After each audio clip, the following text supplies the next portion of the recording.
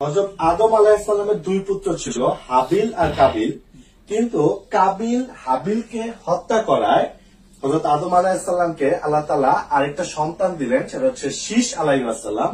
এবং এই শীস আলাইহিস সালামের ধারাবাহিকতায় আমরা একজন নবী রাসূল পেলাম, তিনি অত্যন্ত আলোচিত নূহ আলাইহিস সালাম।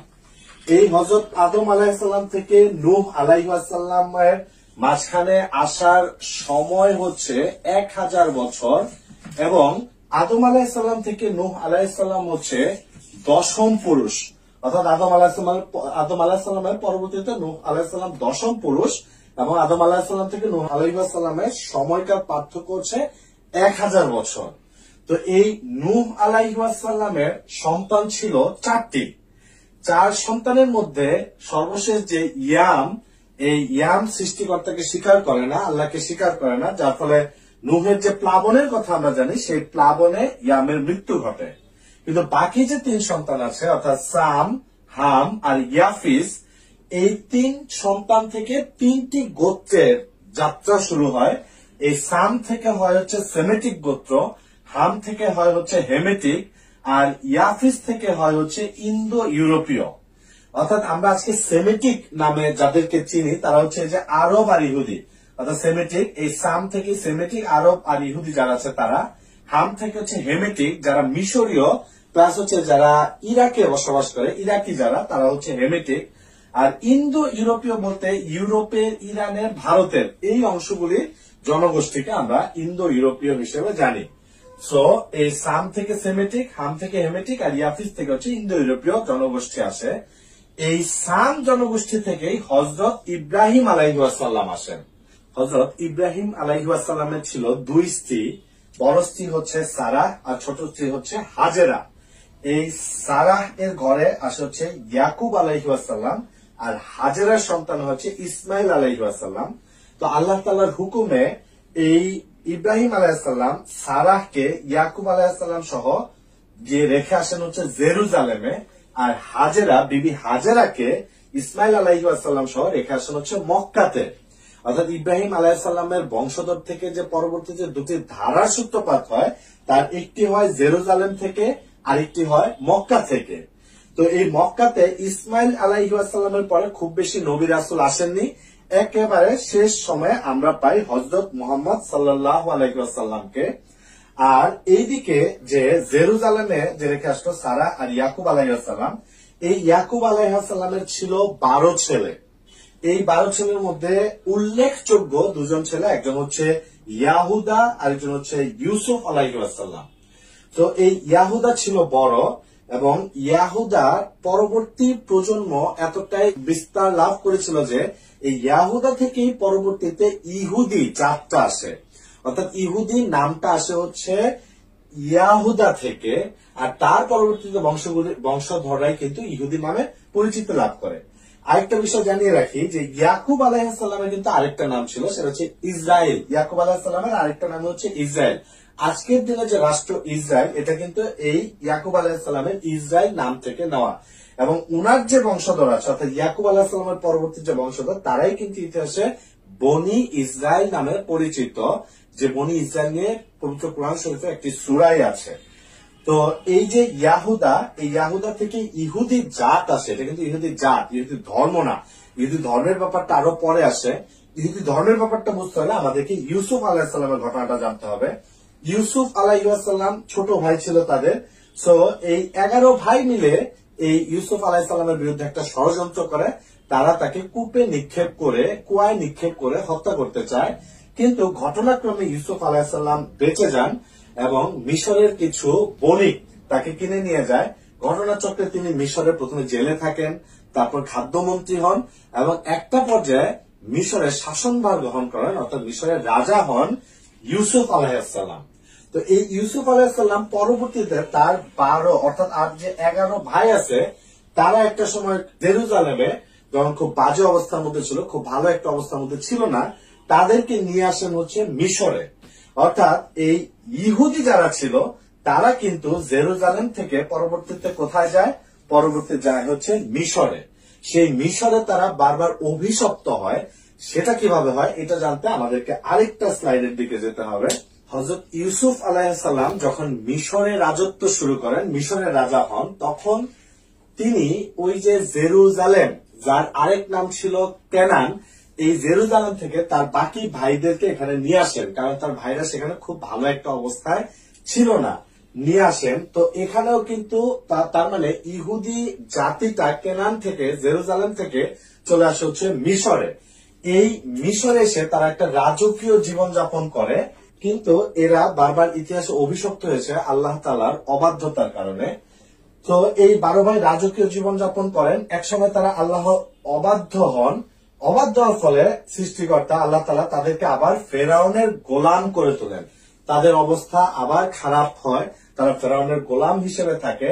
ইহুদিরা যখন আল্লাহ তাআলার কাছে ক্ষমা প্রার্থনা করে, তখন আল্লাহ তাআলা হযরত মুসা আলাইহিস সালামকে ইহুদিদের মাঝখানে পাঠান, এবং মুসা আলাইহিস সালাম ফেরাউনকে ধ্বংস করে ইহুদিদেরকে আবারও একটি ভালো অবস্থানে নিয়ে যান। তো মুসা আলাইহিস সালামের উপর যে তাওরাত গ্রন্থ নাজিল হয়, এটা ইহুদিরা মানতে থাকে, তারা সে সময়টাতে ভালো থাকে। কিন্তু মুসা আলাইহিস সালামের পরবর্তীতে তারা তাওরাতকে আর আগের মতো মানে না, বা তাওরাতকে চেঞ্জ করে, আবারও আল্লাহ তাআলার অবাধ্য হয়।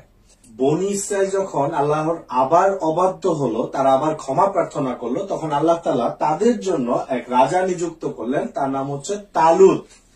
এই তালুত এই জেরুজালেম দখল করতে যায়, তখন তার সেনাবাহিনীতে একটা বালক ছেলে ছিল, তার নাম ছিল দাউদ। এই দাউদের ছোড়া একটি পাথরই কিন্তু এই অপর পক্ষের সেনাবাহিনীর যে সেনা প্রধান ছিল, তার নাম ছিল জালুদ, এই জালুদের চোখ উপড়ে যায় এবং তারা সেখানে জয়লাভ করে। অর্থাৎ এই দাউদের একটা সাহসী ভূমিকাতেই কিন্তু জেরুজালেম দখল হয়। অর্থাৎ বনি ইসরায়েলেরা যে জেরুজালেম হারিয়েছিল, এই জেরুজালেম কিন্তু এই তালুত রাজা এবং দাউদ একটা বালক ছেলে, তাদের ভূমিকায় এই জেরুজালেমকে আবার দখল করে। তো রাজা তালুত খুশি হয়ে দাউদকে জেরুজালেমে একটি গুরুত্বপূর্ণ পদে বসা, এবং পরবর্তীতে এই দাউদ আলাইহিস সালামই কিন্তু নবুয়ত প্রাপ্ত হন, তিনি একই সাথে নবী হন এবং এই জেরুজালেমের রাজা হন, জেরুজালেমের সম্রাট হন। অর্থাৎ ইসলামী স্টেট কায়েম করা, যেটা ইসলামী স্টেট হয়ে শাসন করা, যেটা এইটা প্রথম কিন্তু করেছেন দাউদ আলাইহিস সালাম এই জেরুজালেম থেকে। অর্থাৎ দাউদ আলাইহিস সালাম হচ্ছে ইসলামী স্টেটের প্রথম নবী বা প্রথম শাসক। পরবর্তীতে এই ইসলামিক যে টেরিটরি ছিল, এটাকে আরো বেশি স্প্রেড আউট করেন, আরো বেশি বিস্তার ঘটান হচ্ছে দাউদ আলাইহিস সালামের ছেলে সুলাইমান আলাইহিস সালাম। তিনি এই জেরুজালেম থেকে সমগ্র পৃথিবীকে শাসন করেন। অর্থাৎ বিশাল ইসলামিক টেরিটরি শাসন করে হচ্ছে সুলাইমান আলাইহিস সালাম, দাউদ আলাইহিস সালামের সন্তান বা দাউদ আলাইহিস সালামের ছেলে। এই সুলাইমান আলাইহিস সালাম যখন মারা গেলেন, তখন এরা অর্থাৎ বনি ইসরায়েলেরা আবারও আল্লাহর অবাধ্য হয় এবং আল্লাহর সাথে বিদ্রোহ করে। তার শাস্তি হিসেবে জেরুজালেম থেকে আল্লাহ তাআলা তাদেরকে আবারও বিতাড়িত করেন। এইবার বিতাড়িত হয় কার দ্বারা? ইরাকের একজন বিখ্যাত বা খুব ভয়ঙ্কর শাসক ছিলেন, তার নাম ছিল নেবুচাঁদ-নেজার। এই নেবুচাঁদ-নেজার এসে এই জেরুজালেমে অ্যাটাক করে, নির্বিচারে বনি ইসরায়েলীদেরকে হত্যা করে এবং তাদের যে উপাসনালয় সেগুলোকে ধ্বংস করে, জেরুজালেম থেকে বিতাড়িত করে হচ্ছে এই বনি ইসরায়েলীদেরকে নেবুচাঁদ-নেজার, এবং তাদের বনি ইসরায়েলীদেরকে তার দাস বানায় এই নেবুচাঁদ-নেজার। এরপরে প্রায় 2000 বছর তারা এই জেরুজালেমে আসতে পারে না। এই সময়টাতে আল্লাহ তাআলা তাদের কাছে অসংখ্য নবী রাসূল পাঠিয়েছেন, এবং এই প্রত্যেকটা নবী রাসূল একটা মূল কথা বলেছেন, একটা কথা বারবার বলেছেন যে তাদের মাঝখানে অর্থাৎ বনি ইসরায়েলদের মাঝখানে একজন মাসিহ বা মাসিয়াহ আসবে। সো এই যে যখন বললো মাসিহ বা মাসিহ আসবে, এই মাসিয়া যখন পরবর্তীতে ঈসা আলাইহিস সালাম আসলেন, তখন এই বনি ইসরায়েলেরা বা ইহুদিরা ঈসা আলাইহিস সালামকে মানল না। তারা বলল যে ঈসা কিভাবে এই মসিহ বা মাসিয়া হয়, কারণ ঈসা তো জারদ সন্তান, তার মা তো ছিল ব্যভিচারিণী, তাহলে ওই একটা জারদ সন্তান কিভাবে মাসিহ বা মাসিয়া হয়। তারা অপবাদ দিল হচ্ছে ঈসা আলাইহিস সালামকে, এবং তারা ক্রুশে বিদ্ধ করে হত্যা করলো। অর্থাৎ ঈসা আলাইহিস সালামকে যে হত্যা করা, এটা কিন্তু ইহুদিরাই করেছে। তো যারা হত্যা করলো, যারা খুশি ছিল সেই হত্যায়, ওই সময় থেকে দুইটা গ্রুপ হয়। যারা হত্যা করলো, যারা খুশি ছিল এই হত্যায়, তারাই হয় ইহুদি, আর যারা ঈসা আলাইহিসসালামকে নবী হিসেবে মেনে নিয়েছিল, এই মাসিহ বা মাসিহা হিসেবে মেনে নিয়েছিল, এই হত্যায় যারা ব্যথিত হয় তারাই হয় নাসারা বা খ্রিস্টান।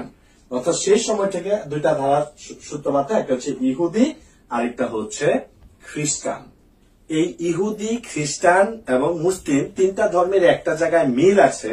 তিনটা ধর্মই বিশ্বাস করে একজন মাসিহ বা মসিহ আসবেন, যিনি আবার জেরুজালেম থেকে সমগ্র পৃথিবীকে শাসন করবেন।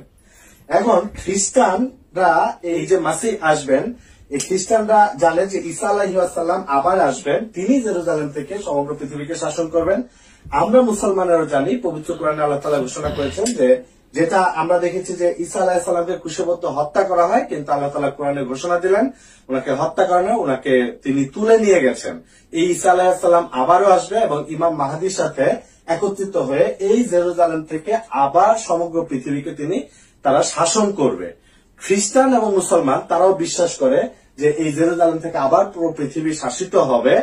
ইহুদিরাও বিশ্বাস করে যে জেরুজালেম থেকে শাসিত হবে, কিন্তু তারা এখনো কিন্তু তারা হচ্ছে ঈসা আলাইহিসসালামকে মাসিহ হিসেবে মেনে নেয়নি। তারা এখনো অপেক্ষায় আছে একজন মাসিহ আসবে যে কিনা জেরুজালেম থেকে শাসন করবে। তাহলে ইহুদিদের ইতিহাস, যদি ইহুদি কারা বা ইহুদি জাত বা ইহুদি ধর্মের মূল কথা যদি আমরা দেখতে যাই, তাহলে এই যে এর আগে আমরা যেটা দেখেছিলাম যে ইয়াকুব আলাইহিসসালামের ছেলে ইয়াহুদা থেকে যে বংশধারা সৃষ্টি হয়, সেখান থেকে হচ্ছে ইহুদিরা আসে এবং পরবর্তীতে হযরত মুসা আলাইহিসসালামের উপর যখন তাওরাত গ্রন্থ নাজিল হয়, সেখান থেকে ইহুদি ধর্মের সূত্রপাত হয়, যারাই কিন্তু আবার দেশে বনি ইসরায়েল নামে পরিচিত।